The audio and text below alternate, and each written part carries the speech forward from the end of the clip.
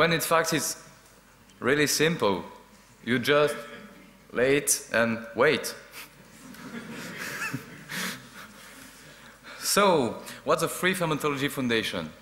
Free Fermentology Foundation is a project that aims to make an inventory of all the existing fermentation tradition all around the world, and also to collect the bacteria, the yeast, the germs, to safeguard them. It's very akin to this project that stored several seeds in the groundland. It's a bit like this. And of course, exchanging the raw materials with a bit of everyone, organizing biotech experiments, and of course, spreading the knowledge not only amongst hackers, but amongst everyone. Schoolboys, employees, whatever. Even political men. So, just how would it work? Mostly by everyone's doing experiments at home. All right. Finish up. Yeah. Okay. Everyone will do experiments at home and exchanging ferment. So we still need some infrastructure. That was the last slide. So, what can you do to get more information? So we have a website by now, which is, yeah, it's a beginning. We just created a mailing list to coordinate efforts from people from everywhere. We still need some kind of infrastructure to coordinate the different experiments. So if you've got some web dev skills, welcome. And to have a taste, we have some free kimchi at the fact table, and I got a feeling that as soon as we'll open the bags, we will have lots of space around us. Thanks.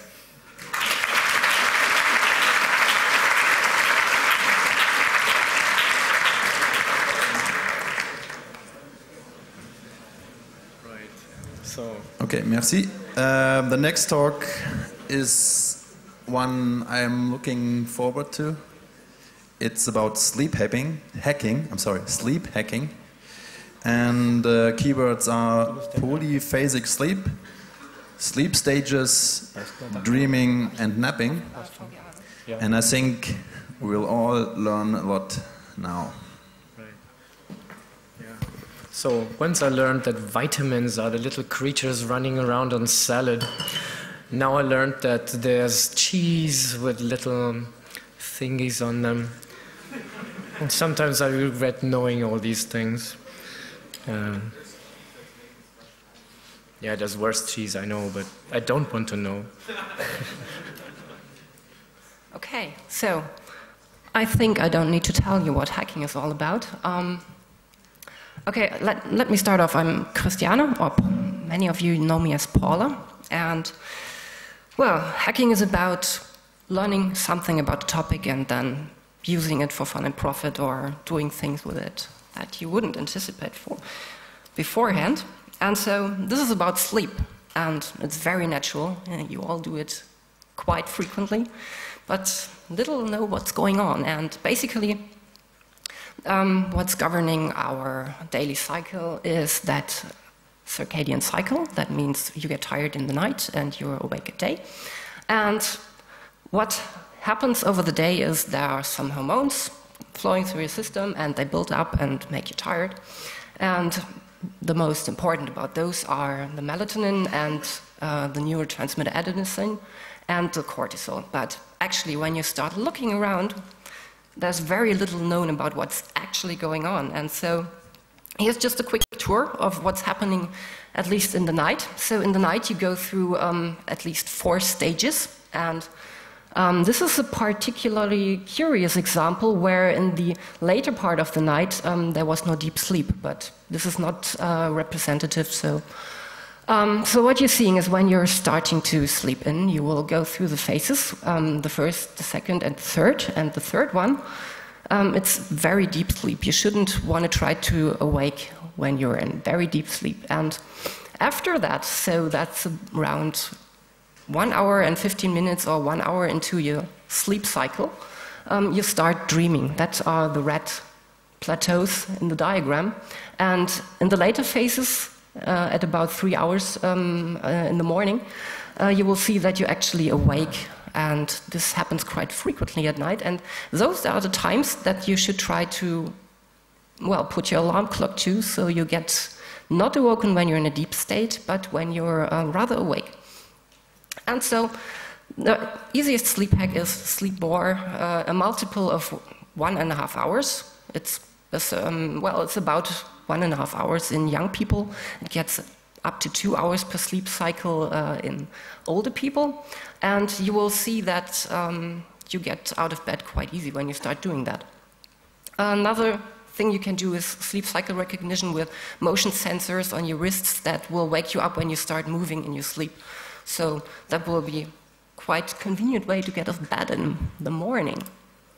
So, but you can go deeper. You can start hacking your sleep cycle by not sleeping, a so-called core sleep at night, but you will start sleeping with a nap in the afternoon. That's what many of you know from your grandparents and so on. That's called a biphasic sleep. So what you actually will notice is that they will get really refreshed and awake after just a half hour of sleep in the noon. And, well, there must be something to it. And so people who are left to themselves, who are not coupled to the daylight cycle, some of them find themselves sleeping being awake for 4 hours, and then sleeping for half an hour, then being awake for 4 hours, and sleeping again, and that over the whole day. That's actually the Huberman cycle I'm picturing here. That's just a nap and being awake. Okay. You can have several other modes, like the Everyman sleep. That's a core cycle, like 2 or 3 core cycles in the night. And that means you'd only have to do 2 or 3 naps a day, and this will actually amount to quite some time you have over the day. So you have time for more hobbies. You should really want to try to stay awake if you're pondering, messing with your sleep. You will get into the cycle by sleep deprivation, which means you will stay up for a night, and then you will start napping, and you will soon learn that when you apply some relaxation techniques or meditation, that you will really get some, well, increasingly refreshing sleep out of it. So you can stay up the whole night by doing 4-hour spaced naps, and you can stay awake for days, and that's quite interesting if you've got another 2 hobbies to do. So there's actually a very good collection on Wikipedia going on polyphasic sleep. They've got many links to blogs and information going on out there, where people who blog about doing polyphasic sleeping. One to mention is polynap.grally.com. She is collecting sleep tracks that you will put on your MP3 player, and that will cover up any environmental noise by white noise or pink noise or brown noise mixtures, so you can sleep in the office. And that's pretty convenient to do if you're flexible enough. Okay, but since time is up, there's a workshop coming on at 1500, so if you're interested, join me in B04, and we can go through it. You will see where it goes from there, and you will determine where it goes. So I would be happy to talk more about it. So thanks for listening.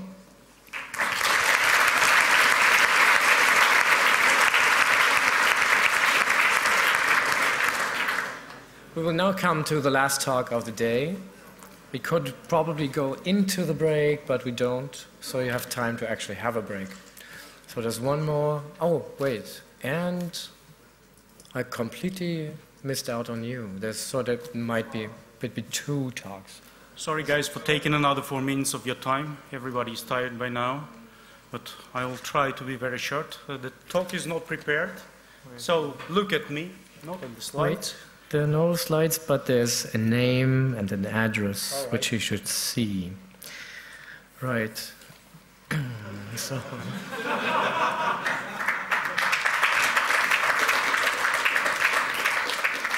So that's it for today. Oh, okay, my talk. I have to say that and I repeat, any association with my employer is misplaced and is wrong. So that's what I'm doing in my private time.